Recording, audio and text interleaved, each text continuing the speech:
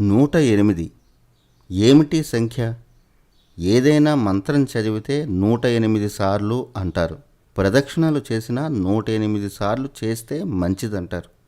ఇది చాదస్తమా, సాంప్రదాయమా, లేదా ఈ అంకె వెనుక ఏదైనా మిస్టరీ ఉందా?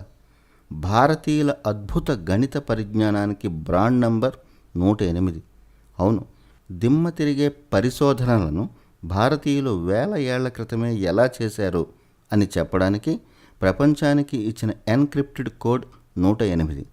ఆలయంలో ప్రదక్షిణలు ఎన్ని చేయాలి అంటే చదువు రాని వారు కూడా 108 చేస్తే మంచిది అంటారు.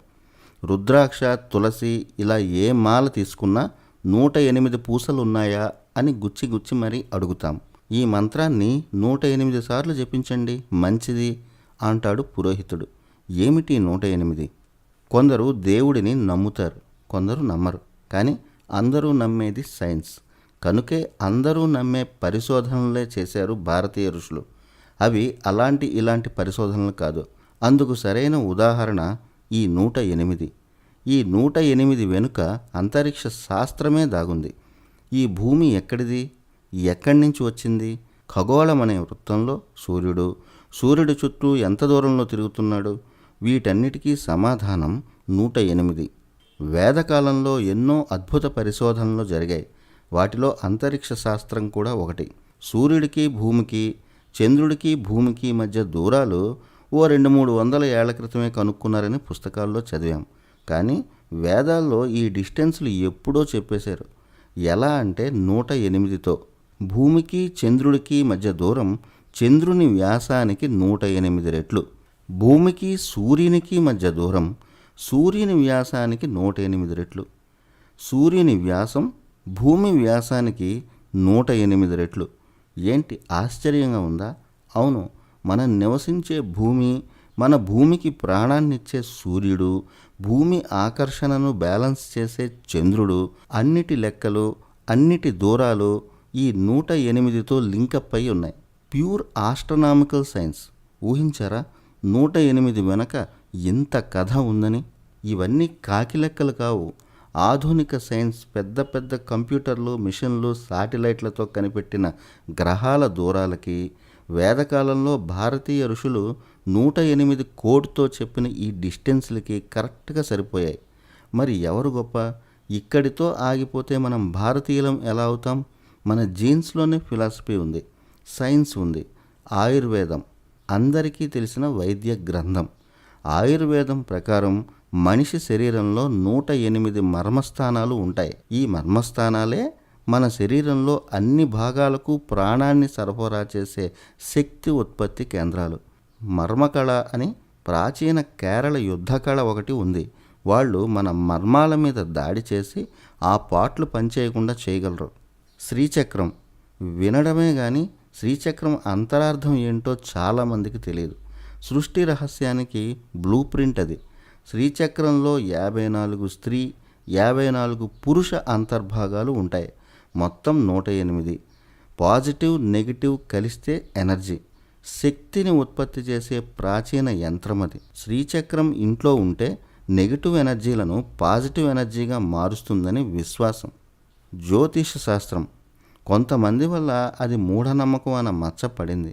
కానీ జ్యోతిషం అంటే complete science, complete mathematical equations. దీనికి 108కి సంబంధం ఏంటి అంటే మనిషిలోని బిహేవియర్లకు సూచికలు. ప్రతి మనిషిలోనూ వారి వారి ప్రవర్తనలకు సూచికలు 27 నక్షత్రాలు. మనం పుట్టినప్పుడు ఏ నక్షత్రం, ఏ గ్రహం ఈ భూమి మీద ప్రభావం చూపిస్తాయో వాటి ప్రవర్తనలే మన జాతకాల మీద, మన జీవితం మీద ప్రభావం చూపిస్తాయి. అశ్వని, భరణి ఇలా 27 నక్షత్రాలు. ఒక్కో నక్షత్రానికి 4 పాదాలు. 27 నక్షత్రాలని ఈ 4 పాదాలతో గుణిస్తే అక్కడ 108 వస్తుంది. ఆధునిక మానసిక తత్వశాస్త్రం కూడా మనిషిలో ముఖ్యమైన బిహేవియర్లు 108 ఉంటాయని చెబుతుంది.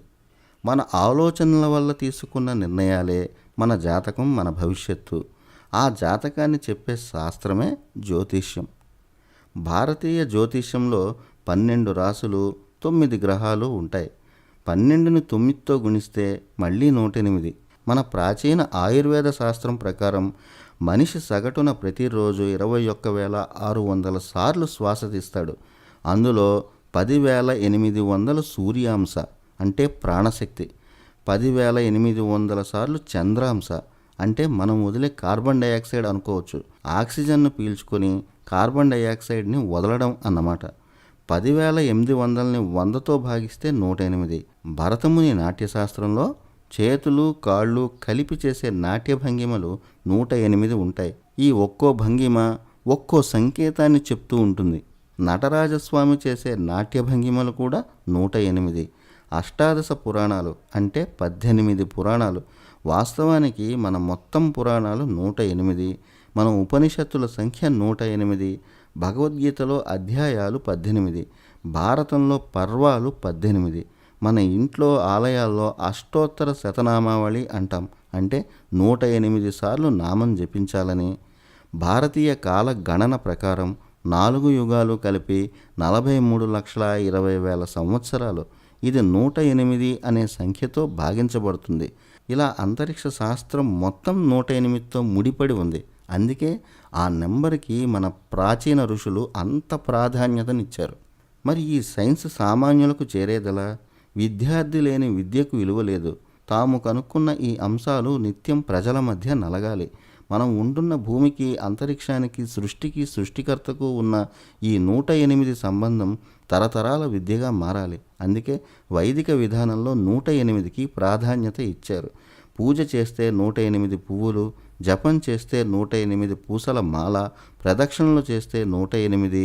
ఇలా ప్రతి దైవిక అంశంలో 108 అనే సంఖ్య నలిగేలా చేశారు.